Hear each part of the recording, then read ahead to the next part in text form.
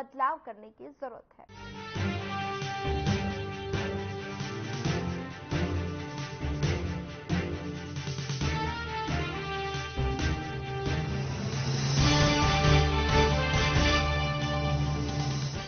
नमस्कार, मैं हूं आपके साथ सोनिया चौहान। हरियाणा की खबरों में आप सभी का स्वागत है। रुक करते हैं खबरों की ओर।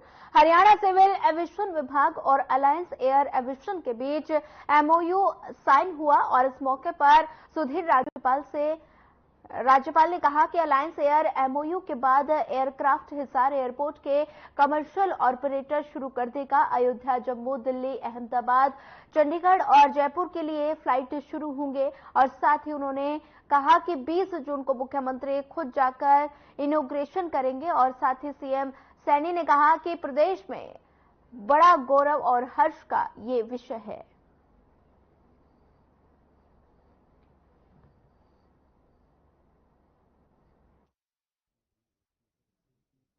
जैसे आज हमने शुभ का काम किया है आप क्योंकि वो लोग एलिगेशन लगाने से कोई काम नहीं करते।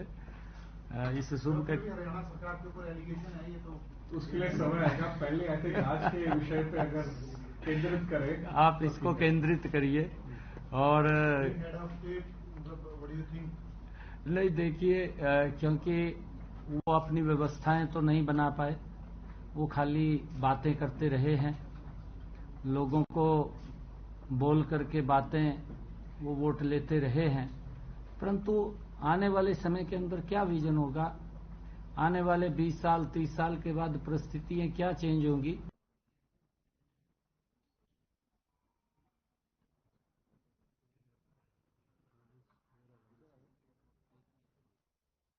केंद्रीय मंत्री मनोहर लाल ने राष्ट्रपति द्रौपदी मुर्मू से शिष्टाचार भेंट किया और उनका मार्गदर्शन प्राप्त किया।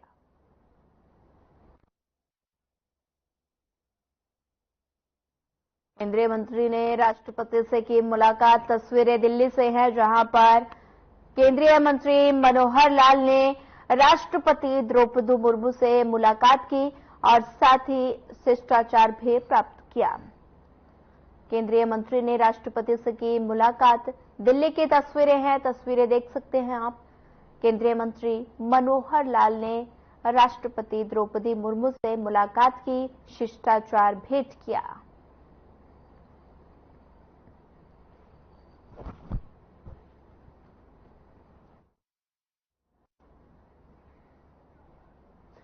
सिरसा लोकसभा क्षेत्र से सांसद कुमारी शैलजा का जीतने के बाद पहली बार रतिया पहुंची और साथ ही उन्होंने कहा कि रतिया क्षेत्र की जनता का धन्यवाद किया। रतिया पहुंचने पर कुमारी शैलजा का लोगों ने जोरदार स्वागत किया और मीडिया से रूबरू होते हुए कुमारी शैलजा ने कहा कि सिरसा लोकसभा क्षेत्र को नशा मुक्त करना उनकी पहली प्राथमिकता होगी।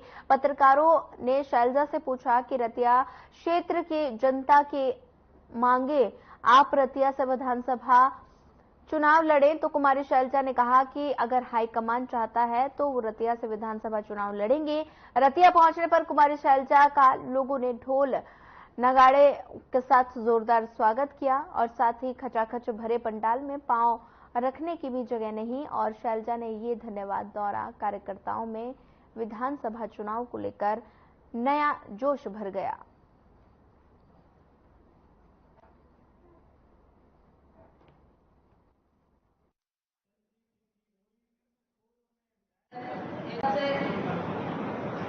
बात यह है कि यहाँ पर जितने मौजूद हैं उन सबका नाम लेने लायक है, क्योंकि सब ने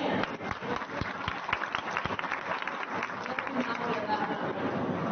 साथियों, मैं पहले दिन से कह रही हूँ, ये चुनाव जनता का था, लोगों का था और हमारे सभी कार्यकर्ताओं का था।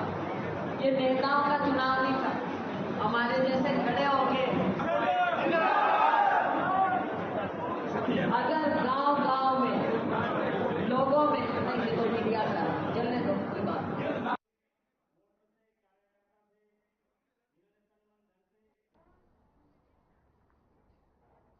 हरियाणा में बिजली की किल्लत पर बिजली मंत्री रणजीत सिंह चौटाला का बयान सामने आया। उन्होंने कहा कि प्रदेश में बिजली की कोई कमी नहीं है। मौजूदा समय में हरियाणा में 14,500 मेगावाट बिजली उपलब्ध है, जबकि पिछले सीजन में 12,120 मेगावाट अधिकतम बिजली की मांग हुई थी। देश के दक्षिणी राज्यों में मानसून पहुंच चुका है और ऐसे में बिजली की मांग में कमी आई है। हरियाणा सरकार इन राज्यों से बिजली खरीदने को लेकर बात कर रही है और साथ ही उन्होंने कहा कि प्रदेश सरकार बिजली उत्पादन बढ़ाने की दिशा में भी काम कर रही है और यमुनानगर थर्मल प्लांट की मंजूरी भी मिल चुकी है और जल्द ही इसका काम शुरू हो जाएगा। क्या होता है कि हमें तुरंत स्विच ऑफ करने पड़ते हैं, नहीं तो फिर कोई जान माल का नुकसान रह जाता है, तारें आपस में टकरा जाती है तो आग भी लग जाती है। ये करके फिर हम उसको तैयारी करिए। हमने पहले से तैयारी करने के लिए आज रिव्यू करा था, जिसमें हमारे पास 14,500 मेगावाट है। पिछली बार हमारा जो हाईएस्ट जो पीक सीजन था उसमें हमारी 12,000 मेगावाट 12,120 मेगावाट कंजम्पशन थी। अब कि हमने 14,500 रखी हुई है अभी भी, इनकेस फिर भी कोई जरूरत पड़े तो अब केरला में जरा जल्दी, केरला में आपका तमिलनाडु उड़ीसा में जल्दी मानसून आ जाता है तो वहां से पावर ट्रांसफर हो जाती है। फिर हमें 5 रुपए 6 रुपए आम बाजार में ये पावर मिल जाती है पर यूनिट।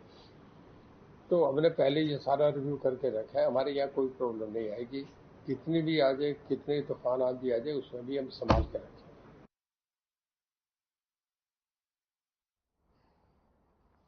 अंबाला कैंट की टांगरी नदी में खुदाई का कार्य शुरू हुआ। पिछले साल आई टांगरी नदी में बाढ़ के कारण नदी से लगते आसपास के इलाकों में भयंकर नुकसान हुआ था। टांगरी नदी के पुल के पास अतिक्रमण भी किया गया था और इस अतिक्रमण के खिलाफ लोगों ने टांगरी नदी में जाकर प्रदर्शन भी किया था। मामले को लेकर सीएम सैनी ने कहा कि जितनी भी जेसीबी हायर करनी है करें, लेकिन किसी भी कॉलोनी में बाढ़ का पानी नहीं आना चाहिए। वहीं नगर परिषद के सेक्रेटरी ने भी कहा कि बाढ़ से बचाव के लिए सभी नदी नालों को सफाई की जा रही है और जो भी पानी निकासी में बाधा आ रही है उनको दूर किया जा रहा है। और साथ ही उनसे टांगरी नदी में अतिक्रमण के बारे में पूछा गया तो उन्होंने कहा कि अगर हमारे अधिकार क्षेत्र में हो तो हम इस अतिक्रमण को हटवा देंगे, यदि नहरी और सिंचाई विभाग के क्षेत्र में होगा तो वो इस अतिक्रमण को हटवा देंगे। पानी निकासी को लेकर चल रहा काम। अंबाला की तस्वीरें हैं। मानसून में लोगों को होती है काफी ज्यादा परेशानी। बरसात से पहले टांगरी नदी में काम शुरू किया गया। पानी निकासी को लेकर ये काम चल रहा है। तस्वीरें अंबाला से हैं। मानसून में लोगों को काफी ज्यादा परेशानी होती है, जिसको लेकर टांगरी नदी में अभी से काम शुरू हो गया है। पानी की निकासी को लेकर कार्य चल रहा है। मानसून में लोगों को काफी ज्यादा परेशानी आती है। बरसात से पहले टांगरी नदी में काम शुरू। तस्वीरें अंबाला से हैं, जहां पर मानसून में लोगों को काफी ज्यादा परेशानी होती है। बरसात से पहले टांगरी नदी में काम शुरू हो गया। Rajesh Kumar secretary municipal council Ambala सदर। नगर परिषद अंबाला सदर द्वारा बाढ़ से बचाव के लिए जो भी ठेका दे दिया गया है और उसमें लगातार दिन रात जो हमारे अपना कर्मचारी भी और जो कॉन्ट्रैक्टर है उसके द्वारा जो बड़े बड़े नाले वगैरह हैं, जितनी ड्रेन्स हैं, उनकी सफाई की जा रही है और साथ ही साथ उस पर जो कूड़ा करकट उठाया जा रहा है ताकि इस पर किसी प्रकार की जल भराव की स्थिति उत्पन्न न हो। उसमें नई ज्वाइंट जो भी है अपना इरिगेशन डिपार्टमेंट वगैरह जो भी है उनको अपना ऊपर से आदेश जारी हुए हैं कि वो जो भी अपना वहाँ की जो गाद वगैरह या जो भी अपना उसमें ऊपर तक तलहटी तक जो भी वो उसमें रेत वगैरह कुछ है तो उसको वहाँ से जो भी कोई उसमें रुकावट आ रही है उसको साफ करवा रहे हैं।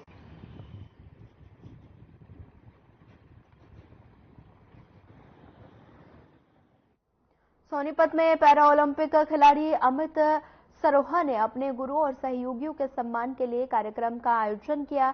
दिव्यांगता को परास्त करने वाले अमित ने युवाओं को भी प्रेरणा देते हुए कहा कि युवाओं को नशे से दूर रहना चाहिए।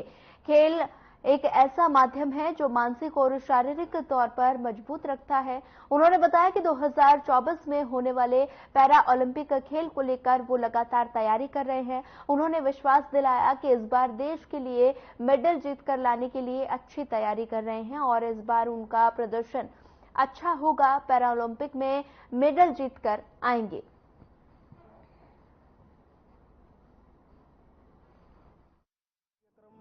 मेरे कोचेज और मेरे एस्कॉर्ट को 2023 पैरा ओलंपिक गेम्स के बाद एक इवेंट करते हैं। उस टाइम पे भी हम लोगों ने टीम को सम्मान दिया, तो आज उसी कड़ी को हम थोड़ा आगे बढ़ा रहे हैं। और मेरे पास तो बहुत वजीर उत्साह है और देवेंद्र जी और मेरे एस्कॉर्ट देवेंद्र हैं, इनको हम लोगों ने मान सम्मान दिया और बड़ा रोल रहा है इन लोगों का मेरी मेरे मेडल्स के पीछे अगर किसी का हाथ है तो वो मेरे परिवार के बाद ही नहीं होगा। मैं आभार प्रकट करता हूँ, धन्यवाद करता हूँ कि ऐसे साथी मेरे साथ जुड़े हैं, ऐसे भाई मेरे साथ जुड़े हैं। देखो, एक हमारा जो समाज है ना, काफ़ी धीरे धीरे हम मेटेरियलिस्टिक होते जा रहे हैं। जो एक जुड़ाव है, ये जुड़ाव का एक सोच का एक मैसेज है और ये एक ड्राइव है कि जो हम आगे कितना ही बड़ा बन जाएं, हम समाज से बड़े नहीं हैं और समाज को आगे ले जाना ही हमारा मकसद है। खेल मेडल जीतते हैं हम और समाज को खुशी देते हैं, लेकिन हमारी जो सोच है वो समाज को जितना हम कंट्रीब्यूट करें, रिटर्न कर पाएं, यही एक उद्देश्य रहना चाहिए।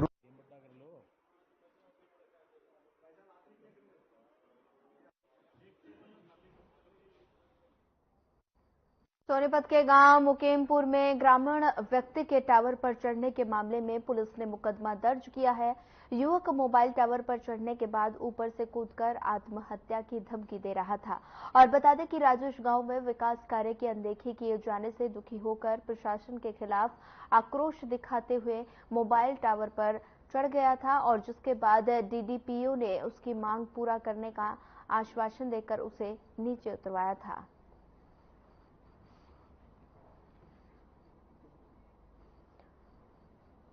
युवक के टावर चढ़ने का मामला सामने आया है। तस्वीरें सोनीपत से हैं। पुलिस ने दर्ज किया मुकदमा और साथ ही आप देख सकते हैं तस्वीरों में युवक दे रहा था आत्महत्या करने की धमकी। युवक के टावर पर चढ़ने का मामला सामने आया है। सोनीपत का ये मामला बताया जा रहा है, जहां पर पुलिस ने मुकदमा दर्ज कर लिया। युवक आत्महत्या की धमकी दे रहा था, जिसको लेकर पुलिस ने युवक के खिलाफ मामला दर्ज किया। देख सकते हैं तस्वीर। आज सुबह थाने में सूचना मिली कि मुकीमपुर गांव में राजेश नाम का लड़का मोबाइल के टावर पर चढ़ा हुआ है और जो कूदकर मरने की धमकी दे रहा है। तो मौके पर जाकर पता चला कि गांव में पानी की निकासी सही ढंग से नहीं थी, जिस बात को लेकर वो टावर के ऊपर चढ़ गया। उसके बाद मौका पर पुलिस पहुंचने के बाद श्री जितेंद्र डीडीपीओ मौके पर बुलाए गए। उन्होंने इस चीज़ का आश्वासन दे दिया कि जल्द ही पानी की निकासी सही ढंग से हो जाएगी। इसके बाद राजेश जो मोबाइल टावर पर चढ़ा था वो उतर गया। हमने इस बारे में एफआईआर दर्ज कर दी। बहादुरगढ़ में एक जूते चप्पल बनाने वाले फैक्ट्री के गोदाम में अचानक भीषण आग लग गई और साथ ही आग लगने से गोदाम में रखा करोड़ों का तैयार माल जलकर राख हो गया। आग लगने के कारण गोदाम में भवन को काफी नुकसान हुआ और घटना की सूचना मिलते ही फायर ब्रिगेड की आधा दर्जन से ज्यादा गाड़ियां मौके पर पहुंची और काफी मशक्कत के बाद आग पर काबू पा लिया गया। आग लगने की सूचना मिलते ही Bahadurgarh chambers of commerce and industries के प्रधान सुभाष जग्गा समेत अन्य उद्योगपति भी मौके पर पहुंचे। उद्योगपतियों का कहना है कि बहादुरगढ़ फायर ब्रिगेड के पास गाड़ियां तो ज्यादा है, लेकिन यहां स्टाफ की बेहद कमी है और उन्होंने यहां स्टाफ बढ़ाने की मांग भी सरकार से की है।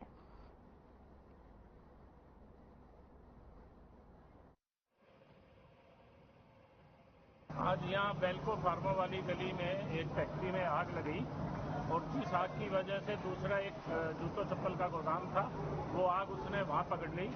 जहाँ पहले आग लगी थी वो बुझ चुकी है। अब जिसमें बीच में आग लगी थी वो उसमें अभी भी आग लगी हुई है। हालांकि उससे अगली वाली फैक्ट्री को बचा लिया गया है, लेकिन जान का कोई नुकसान नहीं है।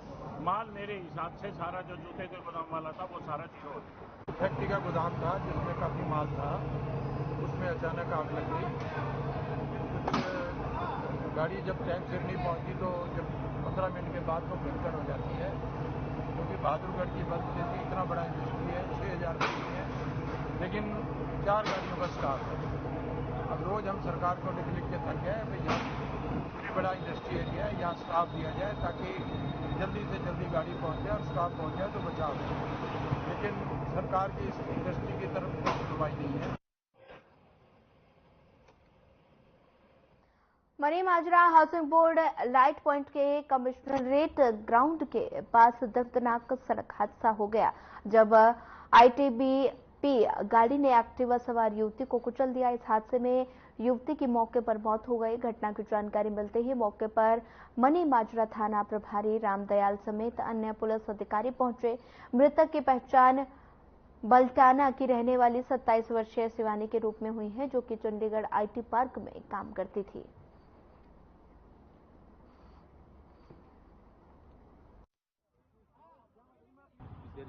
ये मेरी लड़की आईटी पार्क से सर्विस करती थी, आने लग रही थी, टक्कर लगा दी, पूरे टायर चढ़ा दी। पहले आगे से टक्कर मारी है जी, तो पीछे फिर भी नहीं रोकी, पीछे वाला टायर चढ़ाया जी ऊपर।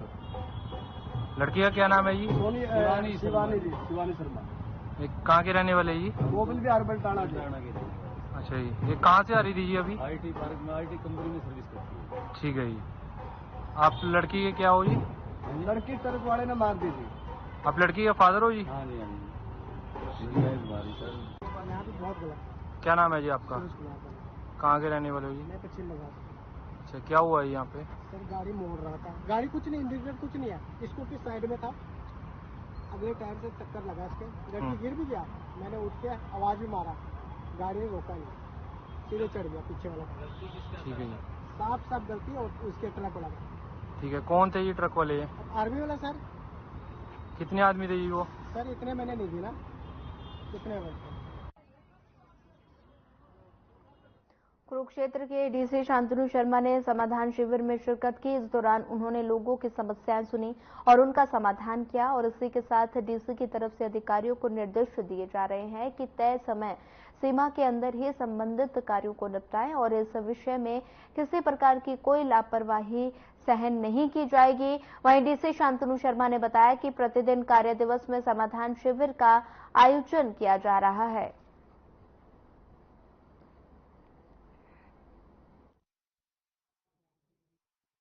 आज 13 जून को सरकार के आदेशानुसार समाधान शिविर का आयोजन किया गया। इसमें 50 से भी ज़्यादा समस्याओं को डिफरेंट डिपार्टमेंट्स के लिए सुना गया और उनका कुछ का समाधान ऑन द स्पॉट किया गया और कुछ को आगे प्रोसेस के अकॉर्डिंग प्रोसेस किया गया। ठीक, धन्यवाद।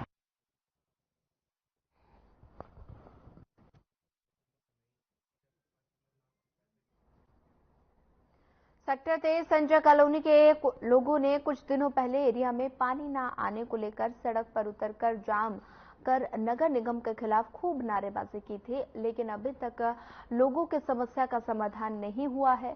बीते दिन सभी लोगों के ज्वाइंट कमिश्नर के साथ मीटिंग करवाई गई। मीटिंग में लोगों को आश्वासन दिया गया कि पानी न आने की समस्या का समाधान जल्द किया जाएगा, लेकिन लोग अभी भी असमंजस में हैं कि क्या।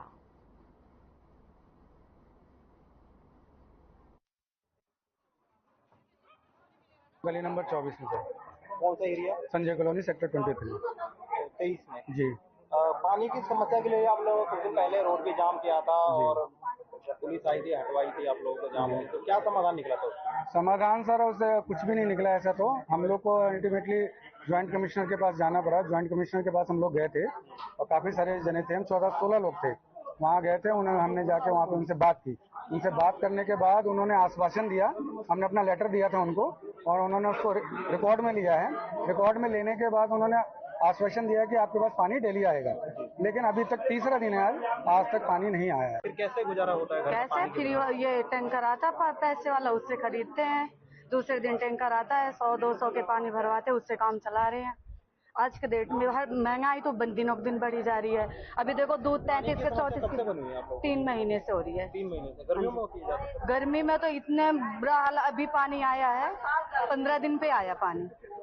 सोचो 15 दिन हम बच्चों को पढ़ाने का खर्चा निकाले या किराए का या पानी का। एक तो पानी पीने वाला खरीदते हैं, दूसरे नहाने धोने का भी पानी खरीदे।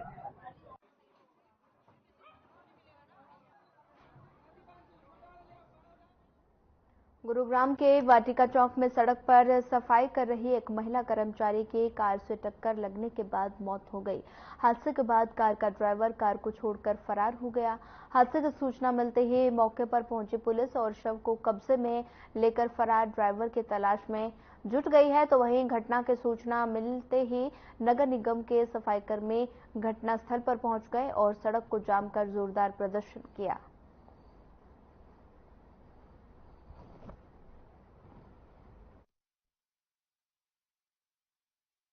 क्या हुआ, हमारी मौसी मर गई। हाँ, हादसा आई थी, ऊपर से गाड़ी ने उछाल दिया हाईवे पर। मशीन लगाते काम हो रहा है यहाँ, लेकिन इंसानों को मरवाने का काम हो रहा है यहाँ। दिल्ली से वहाँ तक हमने कोई नहीं देखा हाईवे पे काम करता हुआ, लेकिन यहाँ कर रहे हैं हम। क्या मांग करते हैं सरकार से? मांग क्या, हमारी यहाँ से बदली कर दो, सिपाही दबा दी है। वहाँ हाईवे कुछ नहीं है, ठीक है, कर दो। लेकिन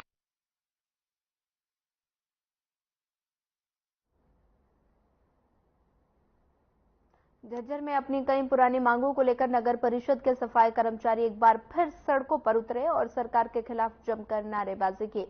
कर्मचारियों का कहना है कि उनकी मांग काफी पुरानी है, लेकिन बार बार धरना प्रदर्शन किए जाने के बावजूद भी उनकी मांगों के तरफ कोई ध्यान नहीं दिया जा रहा और यही वजह है कि उन्हें स्टेट कमेटी के आह्वान पर सड़कों पर उतरना पड़ा। और इसके साथ ही उन्होंने अपनी मांगों को दोहराते हुए बताया कि उनकी मांग कच्चे कर्मचारियों को पक्का करने, ठेका प्रथा खत्म करने और जोखिम बच्चा लागू करने की जाने की। वहीं साथ ही आपको बता दें, मांगों को लेकर एक ज्ञापन डीएमसी के नाम भी सौंपा गया और कर्मचारियों ने हरियाणा सरकार के पास भी भेजा।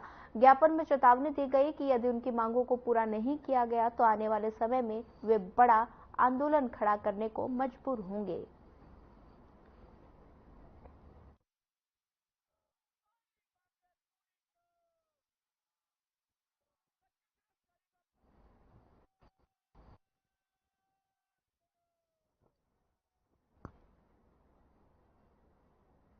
तो शाम में अचानक 5 बजे के बाद आसमान में बादल छा गए और हल्की बरसात शुरू हो गई। बता दें कि इस बरसात के कारण तोशाम क्षेत्र में तापमान में ठंडक छा गई, लोगों को भीषण गर्मी से राहत मिली और साथ ही पिछले काफी दिनों से लोग भीषण गर्मी से जूझ रहे थे।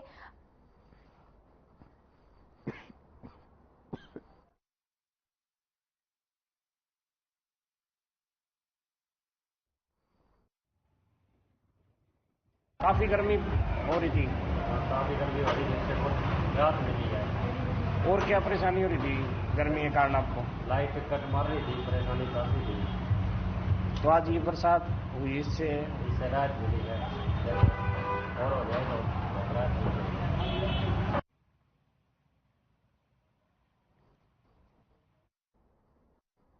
फिलहाल इस बुलेटिन में इतना ही। ज्यादा खबरों के लिए बने रहिए हमारे साथ। नमस्कार।